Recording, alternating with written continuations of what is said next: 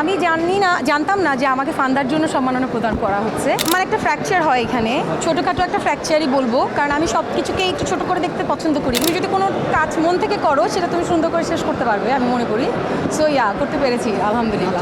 যখন নাচ শিখি ছোটোবেলায়, আমি আমার বাবার কাছ থেকে লুকিয়ে লুকিয়ে নাচ শিখতাম। সেটা তো বলবো না। সাকিব ভাইয়েরও একই ধারণা যে আমাদের যদি একটা একসাথে ডান্স ট্র্যাক হয় তাহলে আমার মনে হয় এভরিওয়ান উইল লাইক ইট। 25 বছর মানে আমরা 25 বছর বেঁচে থাকবো কি না আমরা সেটাই কিন্তু জানি না। হ্যাঁ, আমরা কালকে সকালটা দেখবো কিনা সেটাই আমরা কিন্তু জানি না। সেই ক্ষেত্রে একজন মানুষ বা কিছু সংখ্যক মানুষ 25 বছর ধরে একটা শো রান করছে, সেটা আমি অনেক বড় একটা কৃতজ্ঞতা বোধ পোষণ করছি। বিকজ আমি একজন আর্টিস্ট, আমার কাছে এটা অনেক বড় একটা ব্যাপার যে এরকম একটা প্রোগ্রাম আমাকে প্রায় টানা 5 বছর ধরে 4-5 বছর ধরে আমাকে সম্মাননা প্রদান করছে। আর সবচেয়ে বড় কথা, আলম ভাই, আমি তাকে স্টেজেও তাকে নিয়ে বলেছি যে সে 25 বছর ধরে শোটা করছে এবং আমরা সবসময় আমেরিকাতে করেছি এই শোটা, অ্যান্ড আজকে বাংলাদেশে করছে এবং আপনাদের সবাইকে পাচ্ছি। এটাও আমি বলবো অনেক ভালো একটা ব্যাপার। সো আমি বলবো শুভকামনা, অনেক অনেক শুভকামনা ঢালিউড অ্যাওয়ার্ডের জন্য।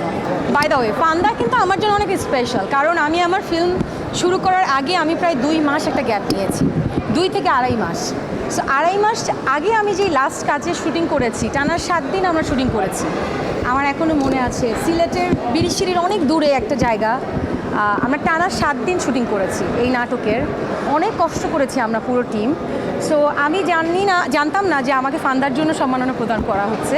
সো অফকোর্স আমি বলবো এটা আমার জন্য অনেক বড় পাওয়া যে আমি লাস্ট যে নাটকটা করেছি সেটার জন্য আমাকে সম্মাননা প্রদান করা হয়েছে। ট্রুলি স্পিকিং, আমি কক্সবাজার ছিলাম। হ্যাঁ, সো আমার একটা ফ্র্যাকচার হয় এখানে, ছোটোখাটো একটা ফ্র্যাকচারই বলবো, কারণ আমি সব কিছুকে একটু ছোটো করে দেখতে পছন্দ করি, স্পেশালি সিকনেস।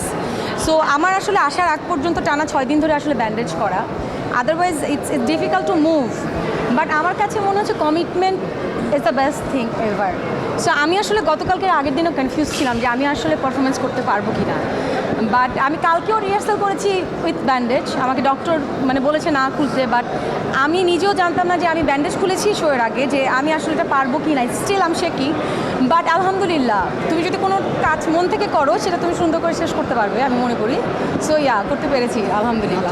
একটা কথা বলি, আমি যখন নাচ শিখি ছোটোবেলায়, আমি আমার বাবার কাছ থেকে লুকিয়ে লুকিয়ে নাচ শিখতাম। লিটারেলি আমার মা আমার ইচ্ছার জন্য কোচিংয়ের কথা বলে আমাকে নাচ শেখাতে নিয়ে যেত। সো নাচটা আমার এতই ভালোবাসার একটা জায়গা যে আমি নাচটা যখন করি আমি বাই হার্ট করি, আমি যে কোনো কাজই বাই হার্ট করি।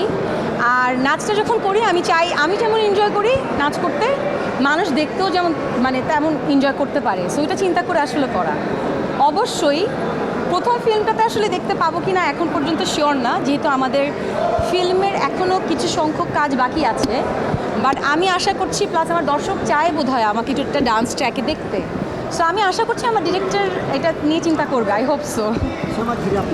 সেটা তো বলবো না, কারণ হ্যাঁ, ক্যারেক্টারটা নিয়ে বলবো না। আমার হাতে ক্যামেরা ছিল। সো সাংবাদিক যদি হয় আমার মনে হয় আপনারা বেশি সবচেয়ে খুশি হবেন নাকি।